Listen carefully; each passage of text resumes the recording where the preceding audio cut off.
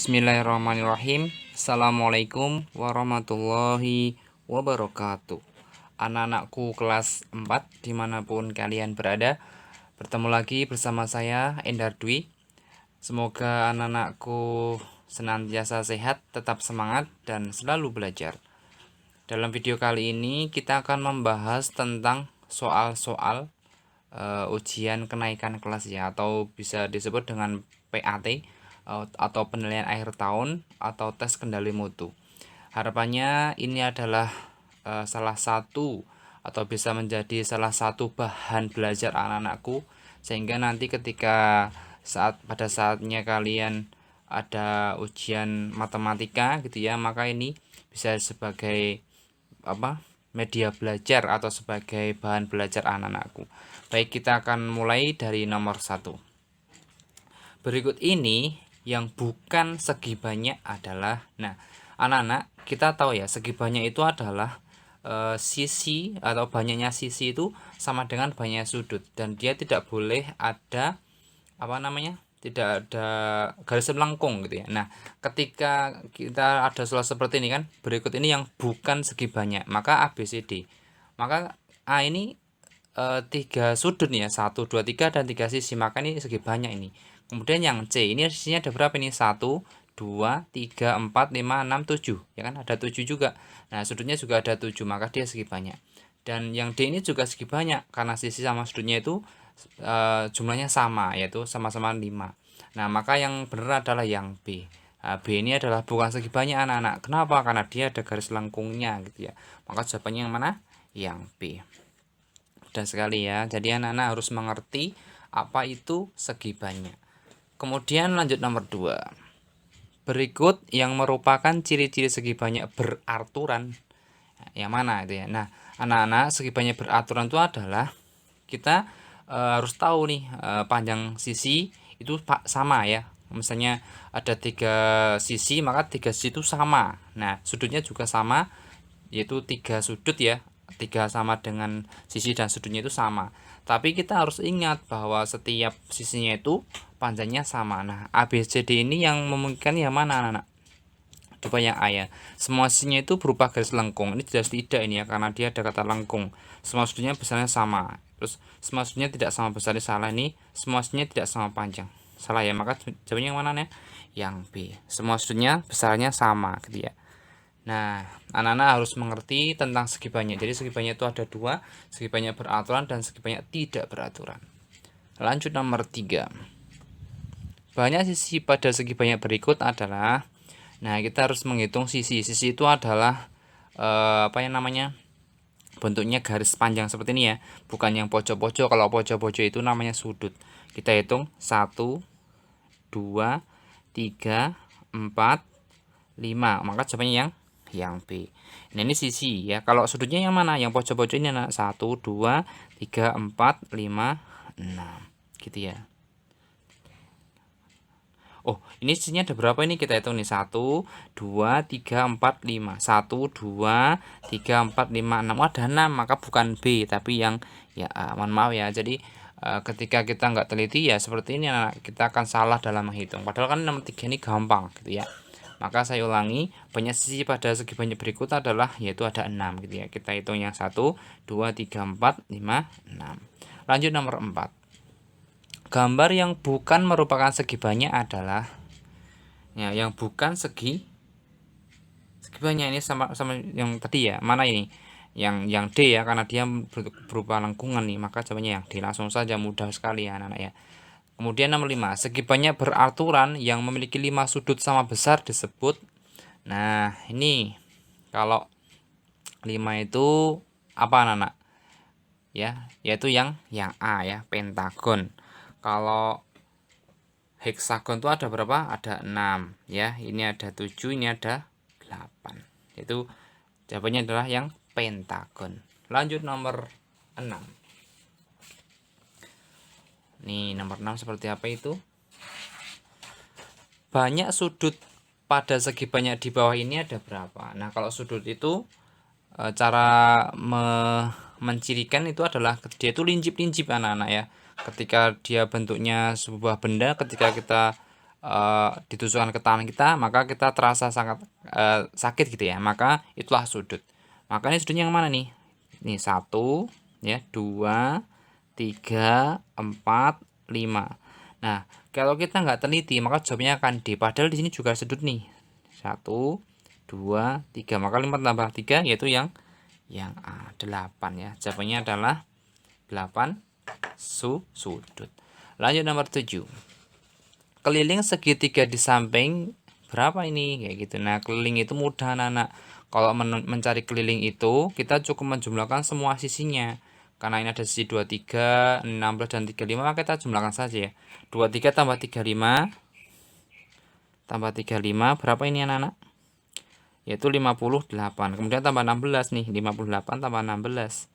14 minus 1 74. Sebenarnya yang C. Jadi keliling itu cukup menjumlahkan semua sisinya, nanti akan ketemu. Lanjut nomor 8. Sebuah persegi di bawah ini luasnya 144 cm persegi, maka panjang sisinya adalah, nah persegi itu luasnya rumusnya adalah S kuadrat. Ya, S kuadrat itu sama dengan sisi kali sisi. Ketemunya berapa ini? Oh, 144, ya kan? Maka sisinya itu berapa? Ya di akar. Akar dari 144 itu berapa? Nah, caranya gimana? Nah, sisinya itu ada dua dua angka kembar gitu ya. Jika dikalikan itu 144 anak-anak, maka yaitu 12 ya kan. 12 kali 12 maka jawabannya adalah 144. Maka sisinya adalah 12 gitu ya. Nah, ketika ditanya panjang sisinya berapa ya 12 ini, yaitu yang B. Kenapa B? Karena 12 kali 12 ketemunya 144. Mudah sekali. Insya Allah anak-anakku pasti bisa. Lanjut nomor 9. Luas persegi panjang di samping adalah, nah, anak-anak harus mengerti nih, luas persegi panjang itu rumusnya apa sih? Panjang kali lebar ya. Panjangnya berapa? 19 dikali 9. Ketemunya berapa anak-anak? Ketemunya adalah 100 berapa ini? 162 ya kan? 162. 9 kali 9 itu 81. Ini 8. Maka jawabannya adalah yang A. Mohon maaf ya. Jawabannya adalah yang 171. Nah, kita harus teliti, jangan sampai kita terburu-buru sehingga seperti saya ini, saya tadi nggak teliti jadi salah. Semoga anak-anakku lebih teliti dan insya Allah ketemunya pasti benar gitu ya. Lanjut nomor 10. Perhatikan gambar berikut. Jika luas persegi panjang itu 91, maka panjangnya berapa gitu ya. Nah, ini kan udah diketahui luasnya yaitu 91. Tadi kan luas persegi panjang apa anak? Panjang ke lebar nih. Panjangnya nggak diketahui, luasnya diketahui, lebarnya 7, maka panjangnya berapa ya? Cukup dibagi ya. 91 dibagi dengan 7. Nah, 9 bagi 7 1 ya kan? 1 kali 7 7, ini 21 bagi 7 3, maka panjangnya adalah 13 yaitu yang B. Gimana, mudah bukan? Insyaallah anak-anakku pasti bisa. Lanjut nomor 11. Luas persegi panjang di bawah ini adalah, nah kalau dihitung kayak gini caranya gimana? Kita hitung kotak-kotaknya anak. Caranya ada 2. Kita bisa menghitung satu persatu ya. 1 2 3 4 5 6 7 8 9 10 11 12 13 14 15. Itu yang A. Bisa juga dengan cara panjangnya berapa ini? 1 2 3 4 5 ada 5. Lebarnya ada berapa ini? 1 2 3 ada 3. Maka 5 kali 3 yaitu 15. Jawabannya yang A. Gimana? Mudah bukan? Jadi anak-anakku harus mengerti nih, luas persegi panjang itu panjang dikali lebar. Lanjut nomor 12. Sebuah persegi luasnya adalah 100 cm persegi. Keliling persegi tersebut adalah, nah kita kan sudah tahu tadi luas persegi itu S kali S atau S kuadrat sama dengan berapa nih? 100. Maka S-nya berapa ya? Di akar. Akar dari 100 berapa? Caranya adalah angkanya ada 2 kembar ya. Kalau dikalikan itu sama dengan 100, yaitu 10. Maka S-nya adalah 10. Kenapa 10? Karena 10 kali 10 ketemunya 100. Maka sisinya adalah 10 gitu ya. Nah, berarti karena persegi itu kan seperti ini. Ya. Ini tuh 10. 10 kan sisinya 10 nih. Ya kan yang ini. Maka kelilingnya berapa? Yuk cukup dijumlahkan nih, semua sisinya ini jumlahkan. 10 tambah 10 tambah 10 tambah 10, maka ketemunya adalah D 40 gitu ya. Caranya seperti ini. Anak-anak, ini tolong diperhatikan biar nanti ketika ada soal seperti ini anak-anak harus bisa. Insya Allah bisa ya. Ketika nanti ada yang mau ditanyakan, Boleh silahkan japri atau komen, nanti akan saya jawab sebisa saya. Lanjut nomor 13. Dua garis yang terletak pada satu bidang datar, ya, satu bidang datar dan berpotongan di salah satu titik. Nah, maka garis apa itu namanya? Yaitu yang berpotongan, gitu ya. Karena dia terletak pada satu bidang datar dan berpotongan, maka dia namanya berpotongan. Mudah ya, ya. Lanjut nomor 14. Dua garis yang terletak pada sebuah bidang datar dan tidak akan pernah berpotongan walaupun garis tersebut diperpanjang. Nah, ini namanya garis apa? Yaitu yang sejajar, gitu ya. Garis sejajar itu seperti rel kereta api, ya. Dia akan beriringan terus, dia nggak akan sampai gini tuh, nggak mungkin ya. Pasti dia akan beriringan terus, maka dia namanya sejajar. Kemudian nomor 15. Dua garis yang terletak pada satu garis lurus sehingga hanya terlihat sebagai satu garis saja. Nah, maksudnya gimana? Kayak kayak apa? Jarum jam di angka 12, anak-anak. Ya, dia itu kan jam 12 itu kan gambarnya seperti apa sih? Seperti ini kan, jarum panjangnya di angka 12 sih kan. Nah, terus yang jarum pendeknya juga di angka 12 kan. Maka seolah dia cuma satu jarum jam gitu, padahal ada dua. Nah, itu namanya apa? Berhimpit, yaitu yang B. Gitu ya. Jadi seolah-olah cuma ada satu garis nih, padahal ada dua. Makanya dia namanya berhimpit. Lanjut nomor 16. Garis sejajar ditunjukkan oleh ini sejajar ya. Maka yang mana? Coba nih, P dan S. P dan S. Dia kan berpotongan di sini nih, maka bukan sejajar. H dan P, maka dia nggak berpotongan ya, ini H, ini P, maka jawabannya yang P. Gimana kalau yang C? R dan S. R dan S tuh R dan S ini kalau ini nggak berpotongan nih, tapi kalau dia diperpanjang sampai sini gitu ya, maka dia akan berpotongan di sini. Maka R dan S itu salah ya. Kemudian yang D coba R dan H, R-nya di sini, H-nya di sini, maka berpotongan di sini ya. Maka jawabannya yang H dan P. Dia akan sejajar sampai jauh di sana, dia nggak akan pernah bertemu dalam satu titik gitu ya. Maka garis sejajar adalah yang P dan H ini, anak-anak. Gimana? Insya Allah anak-anak bisa ya. Nanti jika ada yang mau ditanyakan, boleh silakan komen, akan saya jawab sebisa saya. Nomor 17. Hubungan dua garis berikut ini dinamakan apa? Gitu. Ini ada garis nih, ada dua garis nih. Ini garis pertama, ya kan? Ini yang pertama nih, ini yang kedua. Nah, ini kan berpotongan di sini. Tapi ada tanda seperti ini nih. Apa namanya? Tegak lurus anak-anak atau siku-siku ya. Maka anak-anak harus mengerti nih, hubungan dua garis ini namanya berpotongan tegak lurus atau berpotongan siku-siku. Maka jawabannya yang A. Berpotongan tegak lurus. Mudah bukan? Lanjut nomor 18. Perhatikan gambar di bawah ini. Pernyataan yang tepat adalah, coba kita pahami ya. Sudut A sehadap dengan sudut E. Sudut A itu sehadap dengan sudut E. Benar tidak? Benar anak-anak ya. Dia sehadap dia. Coba yang kemungkinan A. Coba yang B. Sudut H sehadap dengan E. Hanya di sini. E-nya kok di sini. Maka nggak sehadap nih ya. Dia namanya sudut dalam berseberangan ya. Maka salah ini. Coba yang C. B bertolak belakang dengan C. B bertolak belakang dengan C juga salah ya. Dia namanya dalam berseberangan gitu kan. Kemudian yang sekarang yang D ya. Sudut F bertolak belakang dengan E. F dengan E. Ini salah ini. Dia namanya sudut apa ini? Sudut apa namanya?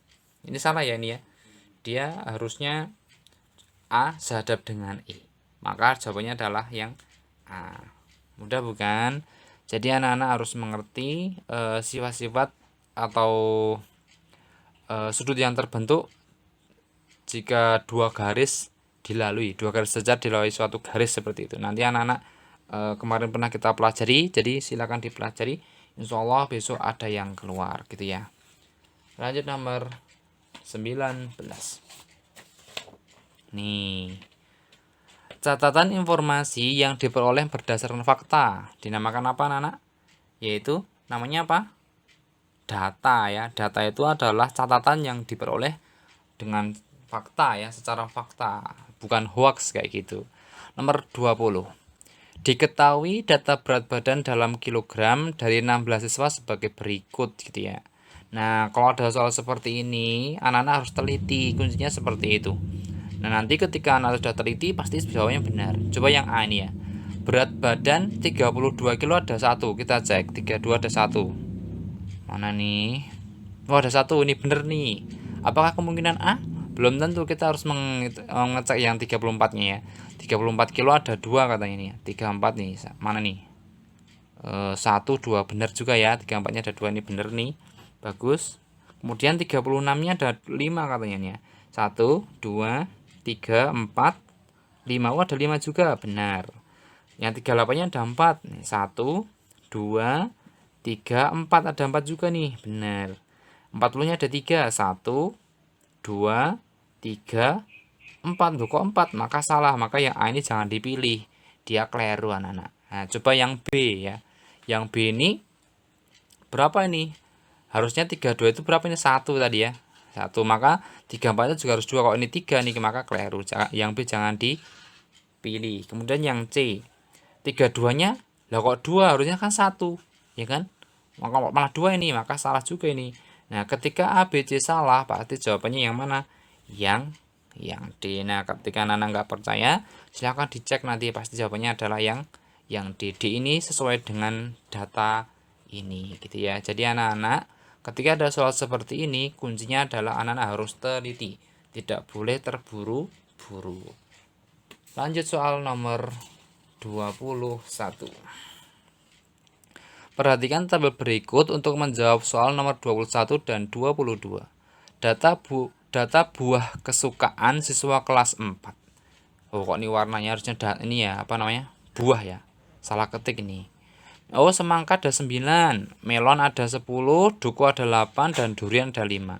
Pertanyaannya adalah buah yang paling tidak disukai, ada paling tidak disukai berarti yang banyak susunya sedikit ya. Maka apa ini? Oh, yang 5 ini yaitu apa ini? Durian. Maka mudah sekali jawabnya yang D, yaitu yang durian. Gimana anak-anak? Insyaallah pasti bisa. Nomor 22.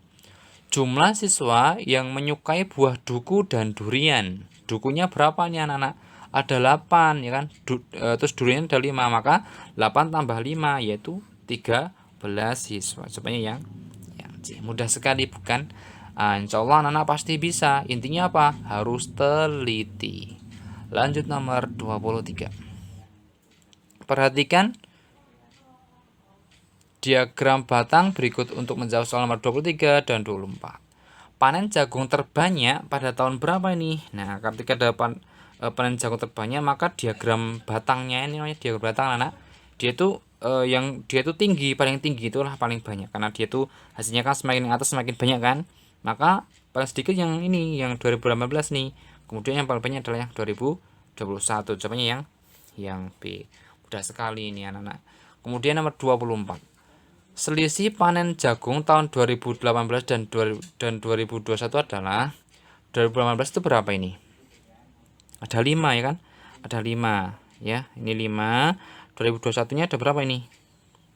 Ada 25. Maka selisih itu apa? Selisih itu adalah pengurangan dari yang besar ke yang kecil. Maka 25 kurang 5 yaitu 20 ton. Mudah sekali anak-anak. Insyaallah anak-anak pasti bisa. Lanjut soal nomor 25. Kaki sudut pada gambar berikut adalah ya, kita cek nih A, B, A dan B. Oh, kaki sudut itu adalah apa anak-anak? Kalau kita gambar orang gitu kan seperti ini, ya kan? Ini adalah tangannya ya kan? Kakinya yang mana? Yang di sini. Nah, kaki itu adalah dia itu berpotongan di sini kan? Nah, maka ini namanya kaki sudut di sini. Yang ini. Nah, maka ketika ini O dan ini B ini A, maka kakinya mana? Yang BO atau OA. Maka yang mana nih? Oh, kok malah sudut AOB keliru ya, ini keliru, ini keliru. Coba nih kalau A itu juga keliru ya, harusnya OA atau OB. Maka jawabannya yang D. Jadi anak-anak harus mengerti tentang kaki sudut. Nah, ketika tahu, maka anak-anak bisa membedakan mana nih kaki sudut. Kalau O ini apa anak? Dia titik sudut ya. O ini namanya titik sudut, ini OB ini namanya kaki sudut. Kemudian yang OA juga kaki sudut. Insya Allah anak-anak pasti bisa. Lanjut nomor 26. Besar sudut terbesar dari pukul 15 adalah, jadi jam 15 itu jam berapa sih? Jam 3 ya kan? jam 3 pas dia. Maka berapa nih siku-siku, yaitu 90 derajat, yaitu yang A. Kalau ditanya sudut yang terbesar atau sudut luar, maka yang di sini ya anak, yang dihitung di sini.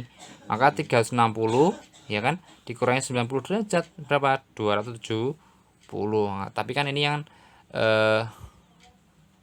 oh mohon maaf nih, besar sudut terbesar dari pukul 15, maka yang di sini ya, yang ini bukan yang ini, kan yang kecil nih, maka jawabannya bukan A lagi, tapi yang mana? Yang D, yaitu yang 270 gitu ya. Jadi yang 90 adalah sudut dalam terkecil ya, terkecil. Kalau yang ini adalah sudut yang terbesar, maka jawabannya yang D, 270 derajat gitu ya. Nah, jadi ketika ada soal misalnya ini kan jam 12 nih, 12 nih 3, ini 1, ini 2, maka setiap jarak 1 ini gitu ya, maka dia adalah 30 derajat ya. Misalnya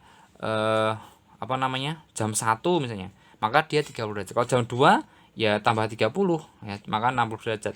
Kalau jam 3 ya 60 tambah 30, maka 90 derajat. Seperti itu dan seterusnya. Jadi dari jam ke jam itu besarnya adalah 30 derajat. Lanjut nomor 27. Besar sudut PHR 85 derajat. Maka jenis sudut PHR adalah sudut apa ini? Nah, apa anak? Lurus, tumpul, siku-siku atau lancip. Nah, sudut lancip itu adalah sudut yang besarnya kurang dari 90 derajat. Ya, siku-siku adalah 90 derajat. Tumpul itu gimana? Lebih dari 90 derajat. Kalau lurus 180 derajat. Maka jawabannya yang A, yaitu sudut lancip.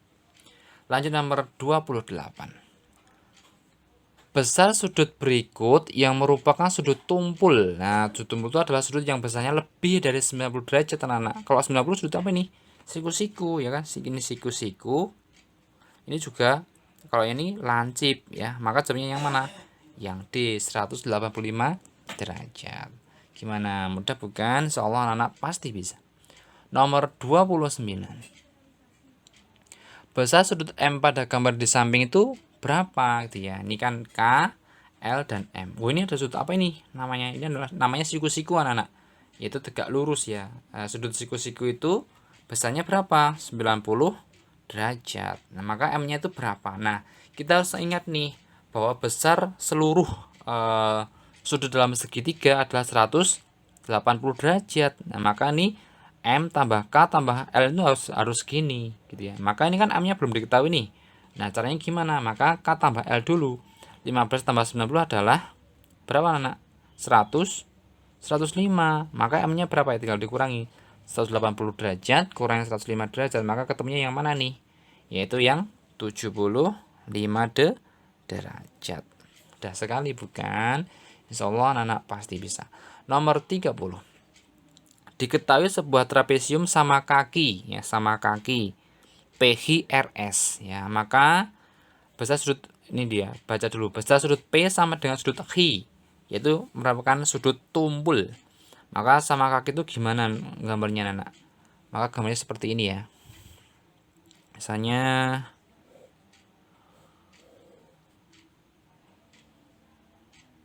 nah, kurang lebih seperti ini. Ini dan ini tuh sama ya. P dan H itu besarnya sama, yaitu sudut tumpul. Maka yang di mana nih? Ini atau itu? Ya di atas ya. Kalau ini kan lancip, maka ini P, ini H, habis itu R dan S gitu ya. Nah, jika besar sudut R itu 60, maka sudut H-nya berapa? Nah, ketika ada sudut seperti ini, maka di sini juga harus 60 anak. Kenapa? Karena dia itu sama kaki ya. Kalau sama kaki itu besarnya sama. Nah, di sini kan P dan H juga sama kan, ada kata sama dengan ya kan, ini kan sama dengan, maka P itu sama dengan H. Nanti di sini itu sama dengan di sini gitu ya. Nah, kita hitung nih. Nah, kita harus ingat bahwa jumlah sudut dalam segi 4 itu banyak anak-anak, bisa persegi ya, persegi panjang, kemudian apa? Layang-layang, belah ketupat, jajar kinjang, trapesium gitu ya. Nah, itu besarnya adalah berapa? 360 derajat. Kalau 180 tadi apa ini? Kalau ini yang segitiga gitu ya. Nah, maka P, sudut H, sudut R, dan sudut S ini Kalau di jumlah ketemunya harus segini. Gitu ya. Nah, kita jumlahkan dulu yang diketahui S dan R. 60 tambah 60 adalah 100, 120, maka dikurangi anak-anak. 360 derajat dikurangi 120 derajat. Berapa ini? 240 derajat. Nah, apakah jawabannya 240 derajat? Bukan, ini itu adalah sudut yang P dan yang ini dijumlahkan karena dia sama maka dibagi dengan 2, yaitu ketemunya adalah 120 derajat gitu ya. Jadi anak-anak kita harus mengerti jumlah sudut dalam segi 4 itu adalah 360 derajat, maka tinggal dikurangi dari yang diketahui gitu ya. Semoga ini bermanfaat, membantu belajar anak-anakku di rumah gitu ya. Karena sebenarnya kalau kita belajar, insya Allah ada perubahan dalam pikiran kita. Jadi insya Allah bermanfaat gitu ya. Nggak ada yang namanya belajar itu rugi, itu nggak ada anak-anak. Jadi teruslah belajar, karena ini adalah ujian kenaikan kelas gitu ya, atau tes kendali mutu atau PAT, penilaian akhir tahun. Harapannya adalah anak-anakku semakin solih, semakin cerdas, dan tentunya semakin berprestasi. Semoga ini membantu belajar anakku di rumah. Semoga besok ketika ada ujian matematika, anak-anak diberi kemudahan dan kelancaran. Ada kurang lebihnya saya mohon maaf. Saya akhiri. Assalamualaikum warahmatullahi wabarakatuh.